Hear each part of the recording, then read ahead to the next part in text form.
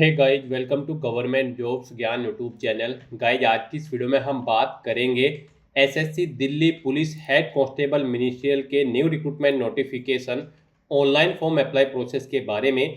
जी हाँ दोस्तों, staff selection commission ने हेड कांस्टेबल मिनिस्ट्रियल एचसीएम के खाली पदों को भरने के लिए नोटिफिकेशन रिलीज कर दिया है। कैसे आप इस भर्ती में पार्टिसिपेट करने के लिए अपने फॉर्म अप्लाई कर सकते हो बिना कोई मिस्टेक किए हुए, इसकी पूरी जानकारी हम आपको step by step one time registration से लेकर प्रिंट तक इस वीडियो में देंगे।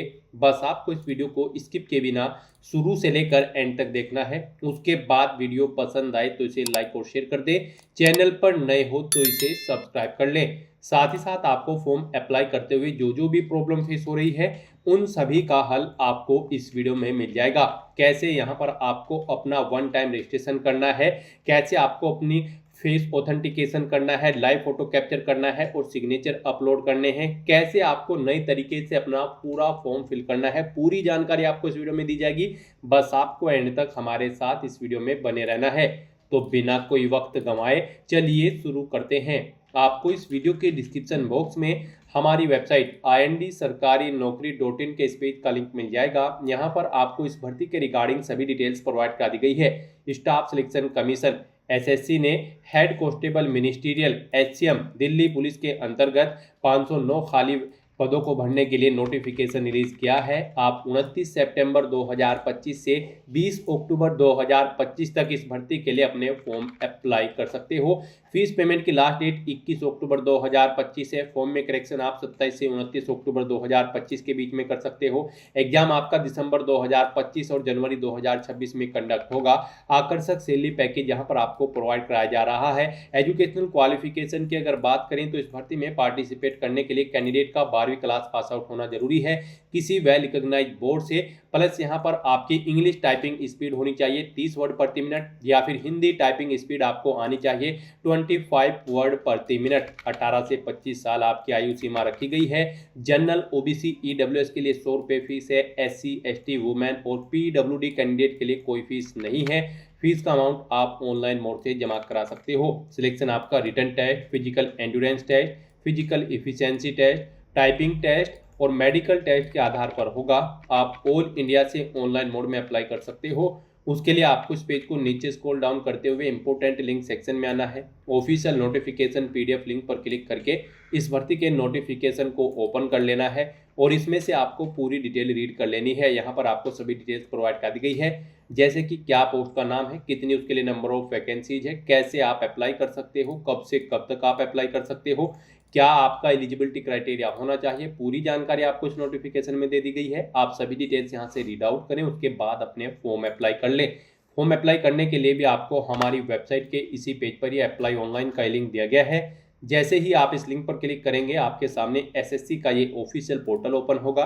गाइड, यहाँ पर आने के बाद आपको इस वेबसाइट के टॉप पर ही लॉगिन और रजिस्टर की ये टैब दी गई है। आपको इस पर क्लिक करना है। उसके बाद आपके सामने ये पॉपअप शो होगा। यहाँ पर अगर आपने पहले से रजिस्ट्रेशन कर रखा है और अपनी आधार इनेबल प्रोसेस कंप्लीट कर रखी है तो यहाँ पर बस अब आपको अपना रजिस्ट्रेशन नंबर एंटर करना है, अपना पासवर्ड आपको एंटर करना है, ये कैप्चा कोड आपको यहाँ पर एंटर करना है और लॉगिन की इस टैब पर क्लिक करते हुए आपको अपने डैशबोर्ड में लॉगिन कर लेना है और वहां से अपना फॉर्म अप्लाई करना है। गाइड, हम आपको बता दें यहाँ पर एसएससी ने आधार इनेबल प्रोसेस कर दिया है। जी हाँ दोस्तों, यहाँ पर अब आपको अपना आधार वेरीफाई करना मस्ट है। बिना उसके यहाँ पर अब आप एसएससी की किसी भी भर्ती के लिए फॉर्म अप्लाई नहीं कर पाओगे। तो अगर आपने अपनी आधार प्रोसेस कंप्लीट कर रखी है तो आप लॉगिन करके फॉर्म अप्लाई कर सकते हो। और अगर आप एसएससी की किसी भी भर्ती के लिए फर्स्ट टाइम अप्लाई करने जा रहे हो या फिर आप नए सिरे से रजिस्ट्रेशन करना चाहते हो तो यहाँ पर आपको न्यू यूजर रजिस्टर नाउ का ये लिंक दिया गया है। आपको रजिस्टर नाउ के इस लिंक पर क्लिक करना है। उसके बाद आपके सामने यहाँ पर रजिस्ट्रेशन का प्रोसेस स्टार्ट हो जाएगा। यहाँ से आप अपना एसएससी की वेबसाइट पर वन टाइम रजिस्ट्रेशन कर सकते हो। यहाँ पर आने के बाद हम आपको बता दें आपको 4 स्टेप कंप्लीट करने हैं, आपका ओटीआर कंप्लीट हो जाएगा। सबसे पहले यहाँ पर आपको अपनी पर्सनल डिटेल देनी है, फिर आपको अपना पासवर्ड यहाँ पर क्रिएट करना है, अपनी एडिशनल डिटेल देनी है, उसमें आपको अपनी नेशनलिटी, एड्रेस और एजुकेशनल क्वालिफिकेशन की डिटेल डिटेल देनी होगी। फिर यहाँ पर आपको अपनी डिटेल्स को डिक्लेयर करते हुए अपना रजिस्ट्रेशन कंप्लीट कर लेना है। तो इन 4 स्टेप्स को कंप्लीट करते हुए यहाँ पर आपको अपना OTR कंप्लीट करना है। उसके लिए यहाँ पर अब आपको कंटिन्यू की स्टेप पर क्लिक कर देना है। जैसे ही आप स्टेप पर क्लिक करेंगे आपके सामने यहाँ पर रजिस्ट्रेशन का फॉर्म स्टार्ट हो जाएगा। यहाँ पर अब आपको सबसे पहले अपनी पर्सनल डिटेल देनी है। इसमें यहाँ पर सबसे पहले आपको ऑप्शन दिया गया है, क्या आपके पास यहाँ पर आधार कार्ड है। यहाँ पर एसएससी ने अब भर्तियों के लिए आधार कार्ड मस्ट कर दिया गया है। आधार प्रोसेस आपको इनेबल कर लेनी है।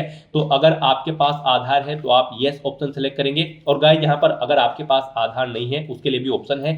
अगर यहाँ पर आपके पास आधार नहीं है तो आप नो ऑप्शन सेलेक्ट करेंगे।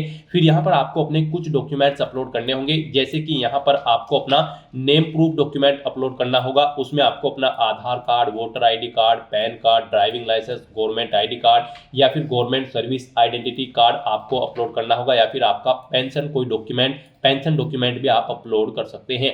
आप चूज फाइल बटन पर क्लिक करें, फाइल को सिलेक्ट करें और इनमें से कोई भी डॉक्यूमेंट आप अपना अपलोड कर दें। उसके बाद यहाँ पर आपको अपना date of birth proof certificate upload करना है। इसमें आपका बर्थ सर्टिफिकेट हो सकता है, स्कूल लिविंग सर्टिफिकेट हो सकता है, certificate of date of issued by gazetted officer, या फिर आधार कार्ड यहाँ पर आपको अपलोड करना है। चूज फाइल के ऑप्शन पर क्लिक करते हुए उसके बाद यहाँ पर आपको अपना एड्रेस प्रूफ अपलोड करना होगा। यहाँ पर ये डॉक्यूमेंट आपको उन केस में अपलोड करने हैं अगर आपके पास आधार नहीं है। एड्रेस प्रूफ में आपको अपना आधार कार्ड या फिर वोटर ID कार्ड या फिर ड्राइविंग लाइसेंस या फिर बैंक की स्टेटमेंट यहाँ पर आपको अपलोड कर देनी है, या फिर रेंट का एग्रीमेंट या फिर इनकम टैक्स असेसमेंट ऑर्डर यहाँ पर आप अपलोड कर सकते हैं। चूज फाइल के इस बटन पर क्लिक करते हुए उसके बाद यहाँ पर आपको अपना फोटो अपलोड करना है। चूज फाइल के बटन पर क्लिक करते हुए फिर यहाँ पर आपको अपना जेंडर प्रूफ अपलोड करना है। जेंडर प्रूफ में आपका आधार कार्ड हो सकता है, वोटर ID कार्ड हो सकता है, बर्थ सर्टिफिकेट हो सकती है, या फिर आपका स्कूल लिविंग सर्टिफिकेट हो सकता है। यहाँ पर अगर आपके पास आधार नहीं है तो आपको इन सारे डॉक्यूमेंट्स को यहाँ पर अपलोड करना होगा। बेस्ट है यहाँ पर आपके पास आधार है तो आप आधार की डिटेल दें। यहाँ पर मोस्टली इंडिया में सभी के पास अब आधार अवेलेबल है, तो यहाँ पर आपको यस का ऑप्शन सेलेक्ट करना है, do you have a Aadhaar card में। और उसके बाद यहाँ पर गाइड आपको अपना आधार नंबर यहाँ पर एंटर करना है। वही नंबर एक बार फिर से आपको एंटर करके उसे वेरीफाई कर लेना है। फिर यहाँ पर आपको अपने आधार को प्रमाणित करने के लिए डिटेल्स यहाँ पर रीड कर लेनी है। हिंदी में अगर आप इसे रीड करना चाहते हैं तो स्विच टू हिंदी के ऑप्शन पर क्लिक करें और हिंदी में आप इसे रीड कर लें। और अगर आप सुनना चाहते हैं तो यहाँ पर आपको स्पीकर के इस ऑप्शन पर क्लिक करना है और इस डिटेल को सुन लेना है। और उसके बाद गाइड यहाँ पर आपको इस चेकबॉक्स को ओके करना है और फिर यहाँ पर आपको सेंड OTP के इस ऑप्शन पर क्लिक कर देना है। फिर आपके रजिस्टर्ड मोबाइल नंबर पर जिससे आपका आधार लिंक है उस पर एक OTP आएगा, वो OTP आपको यहाँ पर एंटर करना है। और फिर गाइज आपको वेरीफाई OTP के ऑप्शन पर क्लिक करके अपना आधार वेरीफाई कर लेना है। फिर आपके सामने यहाँ पर शो हो जाएगा आपका आधार सक्सेसफुली वेरीफाइड हो चुका है। ग्रीन कलर में आपको वेरीफाइड का ऑप्शन यहाँ पर मिल जाएगा। उसके बाद गाइज यहाँ पर आपको अपना नाम एंटर करना है अपनी 10वीं की मार्कशीट के अकॉर्डिंग। फिर आपको वही नाम एक बार फिर से एंटर करके वेरीफाई कर लेना है। फिर आपसे पूछा गया है कि क्या आपने कभी अपना नाम चेंज किया है। अगर किया है तो आप यहाँ पर यस ऑप्शन सेलेक्ट करें और फिर वो चेंज नेम यहाँ पर आप एंटर करें। फिर उसे एक बार फिर से एंटर करके वेरीफाई कर लें। और अगर आपने अपना नाम कभी चेंज नहीं किया है तो यहाँ पर आपको नो ऑप्शन ही सिलेक्ट रहने देना है। उसके बाद यहाँ पर आपको अपना जेंडर सिलेक्ट करना है, आप मेल हो, फीमेल हो या फिर ट्रांसजेंडर, आप अपने अकॉर्डिंग ऑप्शन सेलेक्ट करें। दोबारा से अपना जेंडर सेलेक्ट करके उसे वेरीफाई कर लें। फिर यहाँ पर आपको अपनी डेट ऑफ बर्थ सेलेक्ट कर लेनी है इस कैलेंडर में से। यहाँ पर आपको अपनी ये डेट ऑफ बर्थ अपनी 10वीं की मार्कशीट के अकॉर्डिंग सेलेक्ट करनी है। वही डेट ऑफ बर्थ आपको एक बार फिर से सिलेक्ट कर लेनी है कैलेंडर में से वेरिफिकेशन के लिए।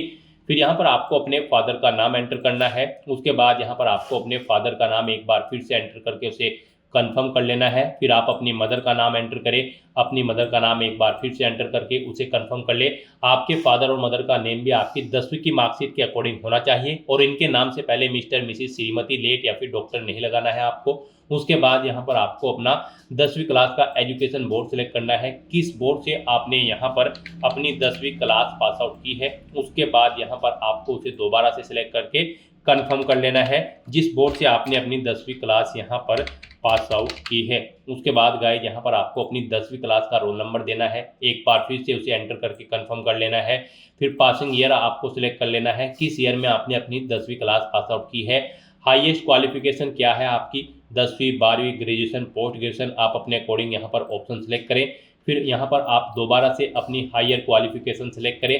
उसके बाद यहाँ पर आपको अपना मोबाइल नंबर और ईमेल आईडी एंटर करनी है और इन्हें यहाँ पर आपको वेरीफाई कर लेना है। इनके सामने आपको सेंड ओटीपी का ऑप्शन दिया गया है, आप सेंड ओटीपी के ऑप्शन पर क्लिक करें। उसके बाद आपके रजिस्टर्ड मोबाइल नंबर और ईमेल आईडी पर ओटीपी आएंगे। वो ओटीपी आप यहाँ पर एंटर करके अपने मोबाइल नंबर और ईमेल आईडी को वेरीफाई कर लें और उसके बाद गाइस यहाँ पर आप सेव एंड नेक्स्ट के इस ऑप्शन पर क्लिक कर दें। इस तरह से यहाँ पर आपकी पर्सनल डिटेल सक्सेसफुली सेव हो जाएगी। उसके बाद यहाँ पर आपको एक रजिस्ट्रेशन नंबर प्रोवाइड करा दिया गया है। यह रजिस्ट्रेशन नंबर आपको केयरफुली नोट डाउन करके रख लेना है फ्यूचर यूज के लिए। यह रजिस्ट्रेशन नंबर आपकी रजिस्टर्ड मोबाइल नंबर और ईमेल आईडी पर भी सबमिट कर दिया गया है, तो आप इसे केयरफुली नोट डाउन करके रखें फ्यूचर यूज के लिए। और यहाँ पर अब आपको कंटिन्यू के इस ऑप्शन पर क्लिक कर देना है। नेक्स्ट आपके सामने कुछ इस तरह से इंटरफेस ओपन होगा। अब यहाँ पर आपको जो रजिस्ट्रेशन नंबर मिला है वो रजिस्ट्रेशन नंबर आपको एंटर करना है। उस रजिस्ट्रेशन नंबर के साथ साथ ही आपकी ईमेल आईडी और मोबाइल नंबर पर एक पासवर्ड भी आया होगा, वो पासवर्ड यहाँ पर आपको एंटर करना है। उसके बाद आपको ये कैप्चा कोड यहाँ पर एंटर करना है और फिर गाइस यहाँ पर आपको साइन इन के इस ऑप्शन पर क्लिक कर देना है। नेक्स्ट यहाँ पर आपको अपना पासवर्ड चेंज करना है। यहाँ पर अब आपको सबसे पहले अपना ओल्ड पासवर्ड एंटर करना है, वो वाला पासवर्ड जो आपके रजिस्टर्ड मोबाइल नंबर और ईमेल आईडी पर आया है आपके रजिस्ट्रेशन नंबर के साथ। और उसके बाद यहाँ पर आपको अपना नया पासवर्ड क्रिएट करना है। यहाँ पर इस पासवर्ड को क्रिएट करने के लिए आपको गाइडलाइन दी गई है। आपका पासवर्ड कम से कम 8 कैरेक्टर का होना चाहिए और ये अल्फा न्यूमेरिक फॉर्मेट में होना चाहिए। मींस आपके पासवर्ड में कम से कम एक अपर केस कैरेक्टर, एक लोअर केस कैरेक्टर, एक इंटीजर नंबर, एक स्पेशल कैरेक्टर जैसे कि @ या फिर डॉलर होना चाहिए। तो इस फॉर्मेट में यहाँ पर आपको अपना पासवर्ड क्रिएट करना है। वही पासवर्ड आपको कंफर्म पासवर्ड फील्ड में एंटर करना है। उसके बाद यहाँ पर आपको एक सिक्योरिटी क्वेश्चन सेलेक्ट करना है। यहाँ पर आप कोई भी सिक्योरिटी क्वेश्चन सेलेक्ट करें, उसका आंसर दें। फिर यहाँ पर आप दूसरा सिक्योरिटी क्वेश्चन सेलेक्ट करें और फिर उसका आंसर यहाँ पर आप दें और उसके बाद गाइस यहाँ पर आप सेव एंड नेक्स्ट के इस ऑप्शन पर क्लिक कर दें। इस तरह से यहाँ पर आपका पासवर्ड चेंज हो जाएगा। फिर आपके सामने कुछ इस तरह से इंटरफेस ओपन होगा। अब यहाँ पर आपको दोबारा से अपना रजिस्ट्रेशन नंबर एंटर करना है, अपना पासवर्ड आपको एंटर करना है। नया पासवर्ड जो आपने चेंज किया है वो पासवर्ड यहाँ पर आपको एंटर करना है। ये कैप्चा कोड आपको यहाँ पर एंटर करना है और उसके बाद गाइस आपको लॉगिन के इस ऑप्शन पर क्लिक कर देना है। लॉगिन करने के बाद अब यहाँ पर आपको अपनी एडिशनल डिटेल्स प्रोवाइड करानी है। सबसे पहले यहाँ पर आपको अपनी कैटेगरी सिलेक्ट कर लेनी है, किस कैटेगरी से आप बिलोंग करते हैं। फिर यहाँ पर आपको अपनी कैटेगरी दोबारा से सिलेक्ट करके उसे वेरीफाई कर लेना है। फिर आपको अपनी नेशनलिटी यहाँ पर सिलेक्ट कर लेनी है। यहाँ पर सिटीजन ऑफ इंडिया अगर आप इंडिया से हैं। उसके बाद अगर आप नेपाल, भूटान या फिर टाइबेटियन हैं तो यहाँ पर आप अपने अकॉर्डिंग ऑप्शन सेलेक्ट करें। यहाँ पर अगर आप अदर कंट्री से हैं तो फिर यहाँ पर आपको अपनी नेशनलिटी की डिटेल देनी है और अगर आप इंडिया से हैं तो यहाँ पर आप इंडिया सेलेक्ट करें, फिर आपको ये डिटेल नहीं देनी है। उसके बाद यहाँ पर आपसे पूछा गया है कि क्या आपकी बॉडी पर कहीं कोई कट या तिल का निशान है, तो उस पैलेस का नाम यहाँ पर आप एंटर करें। नहीं है तो यहाँ पर आप नो मार्क एंटर कर दें। उसके बाद आपसे पूछा गया है कि क्या आप PWBD कैंडिडेट हैं, अगर हैं तो यहाँ पर आप येस ऑप्शन सेलेक्ट करें और फिर अपनी डिसेबिलिटी का टाइप सेलेक्ट करें और फिर यहाँ पर आपको अपना डिसेबिलिटी सर्टिफिकेट नंबर देना होगा अगर आप PWBD कैंडिडेट हैं और अगर नहीं है तो यहाँ पर आप नो ऑप्शन सेलेक्ट करें। आगे की डिटेल आपको डिसेबल कर दी जाएगी। उसके बाद यहाँ पर आपको अपना परमानेंट एड्रेस एंटर करना है। फिर यहाँ पर आपको अपना परजेंट एड्रेस एंटर करना है और अगर आपका परजेंट एड्रेस आपके परमानेंट एड्रेस के अकॉर्डिंग सेम है तो यहाँ पर आप येस के इस ऑप्शन पर क्लिक करेंगे। ऑटोमेटिकली आपका परजेंट एड्रेस आपके परमानेंट एड्रेस के अकॉर्डिंग फिल हो जाएगा। उसके बाद यहाँ पर गाइस आपको सेव एंड नेक्स्ट के इस ऑप्शन पर क्लिक कर देना है। आपकी एडिशनल डिटेल सक्सेसफुली सेव करने के बाद आपको डिक्लेरेशन सेक्शन में रिडायरेक्ट कर दिया जाएगा।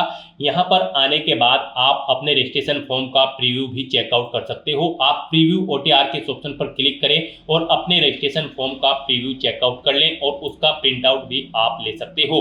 और फिर यहाँ पर अब गाइज आपको आई एग्री के चेकबॉक्स को ओके करना है और उसके बाद आपको डिक्लेयर के ऑप्शन पर क्लिक कर देना है। इस तरह से यहाँ पर आपका SSC one time registration successfully complete हो चुका है। आपको आपके डैशबोर्ड में डायरेक्ट कर दिया गया है। फिर यहाँ पर आपको आपके डैशबोर्ड में लाइव एग्जामिनेशन की स्टेप पर क्लिक करना है और आपको यहाँ पर हेड कांस्टेबल मिनिस्ट्रियल इन दिल्ली पुलिस एग्जामिनेशन 2025 के इस सेक्शन में आना है। और यहाँ पर आने के बाद आपको इस भर्ती में पार्टिसिपेट करने के लिए अप्लाई की इस टैब पर क्लिक करना है। फिर यहाँ पर आपको कुछ जनरल इंस्ट्रक्शंस प्रोवाइड कराए जाएंगे, आपको इन्हें केयरफुली रीड आउट करना है, पेज को नीचे स्क्रॉल डाउन करना है और यहाँ पर गाइज अब आपको फिल फॉर्म के स्टेप पर क्लिक करना है। फिर यहाँ पर आपको आपकी पर्सनल इन्फॉर्मेशन शो कर दी गई है। आपको सभी डिटेल्स केयरफुली चेकआउट करनी है। ये इन्फॉर्मेशन आपकी OTR से फेच कर ली गई है। आप इसे खाली चेकआउट कर सकते हो, इसमें आप कुछ भी एडिट नहीं कर सकते हो। आपको पेज को नीचे स्क्रॉल डाउन करना है और बस यहाँ पर अब नेक्स्ट के इस ऑप्शन पर क्लिक कर देना है। नेक्स्ट यहाँ पर आपको अपनी एजुकेशनल क्वालिफिकेशन की डिटेल देनी है। सबसे पहले यहाँ पर आपको अपनी हाईएस्ट क्वालिफिकेशन सेलेक्ट करनी है। उसके बाद यहाँ पर आपको इस भर्ती पर अप्लाई करने के लिए जो इसेंशियल क्वालिफिकेशन है वो आपको सिलेक्ट करनी है। इस भर्ती में पार्टिसिपेट करने के लिए आपका कम से कम 12वीं क्लास पास आउट होना जरूरी है किसी वेल रिकॉग्नाइज्ड बोर्ड से, या फिर इसके इक्विवेलेंट क्वालिफिकेशन आपकी होनी चाहिए। तो यहाँ पर आप 12th स्टैंडर्ड या फिर इसके इक्विवेलेंट, या फिर आपने जो भी क्वालिफिकेशन आपको यहाँ पर सुटेबल लगती है वो आप सिलेक्ट करें और उसकी डिटेल्स प्रोवाइड कराएं। तो फिर यहाँ पर आपको अपनी इसेंशियल क्वालिफिकेशन का स्टेटस देना है, आप पास आउट हो या फिर एपियर्ड हो। एपियर्ड कैंडिडेट भी अप्लाई कर सकते हैं जो 12वीं क्लास में एपियर्ड है। उसके बाद यहाँ पर आपको पासिंग ईयर देना है अगर आप पास आउट हो चुके हो। फिर गाइज यहाँ पर आपको अपना स्टेट सेलेक्ट करना है जिस स्टेट से आपने अपनी इसेंशियल क्वालिफिकेशन पास आउट की है। उसके बाद यहाँ पर आपको बोर्ड का नाम सेलेक्ट करना है या यूनिवर्सिटी का जिससे आपने अपनी क्वालिफिकेशन की है। फिर यहाँ पर आपको अपना इसेंशियल क्वालिफिकेशन जो आपकी 12वीं क्लास है उसका रोल नंबर यहाँ पर आपको एंटर करना है। आपके मार्क्स परसेंटेज में है तो परसेंटेज यहाँ पर एंटर करें, CGPA में है तो CGPA यहाँ पर आप एंटर कर दे। इस तरह से अपनी डिटेल प्रोवाइड करने के बाद फिर आपको यहाँ पर सेव एंड नेक्स्ट की स्टेप पर क्लिक करना है। नेक्स्ट यहाँ पर आपको अपनी एडिशनल इन्फॉर्मेशन देनी है। आपसे पूछा गया है कि क्या आपके पास OBC कैटेगरी का सर्टिफिकेट है। अगर आपने OTR में OBC कैटेगरी सिलेक्ट की होगी तो आपके सामने ये ऑप्शन डिसेबल कर दिया जाएगा। फिर आप इसकी डिटेल देंगे येस या नो, और अगर आप OBC कैटेगरी कैंडिडेट नहीं है तो यहाँ पर आपको ये ऑप्शन डिसेबल्ड कर दिया जाएगा। फिर आपको इसकी कुछ भी डिटेल नहीं देनी है। फिर यहाँ पर आपसे पूछा गया कि क्या आप एक सर्विसमैन है या फिर आर्म फोर्सेज में सर्विस करते हैं। अगर करते हैं तो येस करेंगे। फिर ज्वाइनिंग डेट आप सिलेक्ट करेंगे, आप कब जॉब छोड़ी है वो डेट आप सिलेक्ट करेंगे। इनके अकॉर्डिंग आपकी सर्विस की लेंथ कैलकुलेट करके यहाँ पर आपको शो कर दी जाएगी। और अगर आप एक सर्विसमैन नहीं है तो सिंपली यहाँ पर आप नो ऑप्शन सेलेक्ट करेंगे। फिर आपसे पूछा गया है कि क्या आप दिल्ली पुलिस के डिपार्टमेंटल कैंडिडेट हैं। अगर हैं तो आप यस करें, नहीं तो नो ऑप्शन सेलेक्ट करें। इसे एक बार फिर से आप सेलेक्ट करके वेरीफाई करें अपनी डिटेल। फिर आपसे पूछा गया है कि क्या आप विडो या फिर डाइवोर्स या फिर जुडिशली सेपरेटेड वुमेन हैं। अगर हैं तो आप यस करेंगे, नहीं तो नो ऑप्शन सेलेक्ट करेंगे। ये ऑप्शन भी आपके सामने यहाँ पर डिसेबल कर दिया जाएगा अगर आप अनमैरिड कैंडिडेट होंगे। फिर आपसे पूछा गया है कि क्या आप यहाँ पर किसी के सन, डॉटर या फिर रिटायर्ड डिसीज पर्सनल कैंडिडेट हैं या फिर मल्टीटास्किंग स्टाफ से रिलेटेड कैंडिडेट है दिल्ली पुलिस के। अगर हैं तो आप यस करें, नहीं तो नो ऑप्शन सेलेक्ट करें। फिर आपसे पूछा गया कि क्या आपने स्टेट लेवल या फिर नेशनल लेवल पर अपने देश को रिप्रेजेंट किया है। अगर किया है तो आप यस करेंगे, नहीं तो नो ऑप्शन सेलेक्ट करेंगे। फिर आपसे पूछा गया है कि क्या आप एज में रिलैक्सेशन चाहते हैं। अगर चाहते हैं तो यस करें, एज रिलैक्सेशन कोड सेलेक्ट करें। नहीं चाहते हैं तो नो ऑप्शन सेलेक्ट करें। फिर यहाँ पर आपका जो टाइपिंग टेस्ट होगा वो आप इंग्लिश में देना चाहते हैं या फिर हिंदी में। आपको किस तरह का टाइपिंग टेस्ट आता है, आपकी टाइपिंग यहाँ पर इंग्लिश में है या फिर हिंदी में है, आप अपने अकॉर्डिंग यहाँ पर ऑप्शन सेलेक्ट करें। फिर आपको दोबारा से एक बार फिर से अपना टाइपिंग टेस्ट का मीडियम सेलेक्ट करके उसे वेरीफाई कर लेना है। इस तरह से अपनी डिटेल प्रोवाइड करने के बाद फिर आपको सेव एंड नेक्स्ट की स्टेप पर क्लिक करना है। नेक्स्ट यहाँ पर आपको अपने एग्जामिनेशन सेंटर सेलेक्ट करने हैं। यहाँ पर आपको 3 चॉइसेस दी गई है। आप अपनी चॉइस के अकॉर्डिंग 3 एग्जामिनेशन सेंटर यहाँ पर सेलेक्ट करें। आप जिसे फर्स्ट नंबर पर प्रीफरेंस देना चाहते हैं उसे फर्स्ट नंबर पर सिलेक्ट करें, जिसे सेकंड थर्ड पर रखना चाहते हैं उसे सेकंड थर्ड पर सिलेक्ट कर लें। फिर आपसे पूछा गया कि क्या आप NCC सर्टिफिकेट होल्डर हैं। अगर है तो यस करेंगे, एक बार फिर से यस करके कंफर्म करेंगे, वेरीफाई करेंगे। फिर आपके पास NCC का कौन सा सर्टिफिकेट है, A, B या फिर C, आप अपने अकॉर्डिंग ऑप्शन सेलेक्ट करेंगे। और अगर आप NCC सर्टिफिकेट होल्डर कैंडिडेट नहीं है सिंपली यहाँ पर आप नो ऑप्शन सेलेक्ट करेंगे। फिर आपको एक बार फिर से नो ऑप्शन सेलेक्ट करके अपनी डिटेल वेरीफाई करनी है। फिर आपसे पूछा गया है कि क्या आपने यहाँ पर कोई डिग्री या फिर पोस्ट ग्रेजुएट डिप्लोमा किया है राष्ट्रीय रक्षा यूनिवर्सिटी से। अगर किया है तो आप यस करेंगे और फिर यहाँ पर आप बताएंगे आपकी फर्स्ट क्लास है उसमें सेकंड या फिर पास आउट है। और अगर नहीं किया है तो आप सिंपली नो ऑप्शन सेलेक्ट करेंगे और उसके बाद फिर आपको यहाँ पर सेव एंड नेक्स्ट के इस ऑप्शन पर क्लिक कर देना है।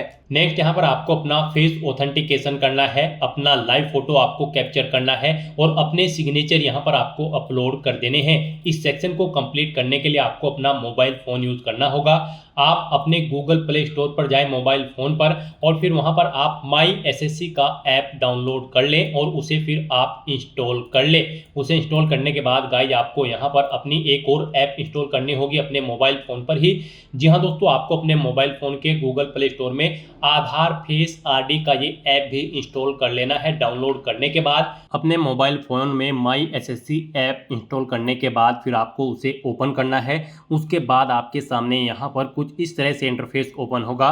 यहाँ पर आने के बाद गाइज आपको लॉगिन/रजिस्टर की इस टैब पर क्लिक कर देना है। उसके बाद आपके सामने यहाँ पर लॉगिन का पॉपअप ओपन हो जाएगा। अब यहाँ पर आने के बाद आपको अपना यूजर नेम एंटर करना है और उसके बाद आपको अपना पासवर्ड एंटर करना है। आपको ये यूजर नेम और पासवर्ड वही एंटर करना है जो आपने एसएससी की वेबसाइट पर वन टाइम रजिस्ट्रेशन करते हुए क्रिएट किया था। उसके बाद आपको ये कैप्चा कोड यहाँ पर एंटर करना है और फिर गाइज आपको लॉगिन की इस टैब पर क्लिक करते हुए अपने डैशबोर्ड में लॉगिन कर लेना है।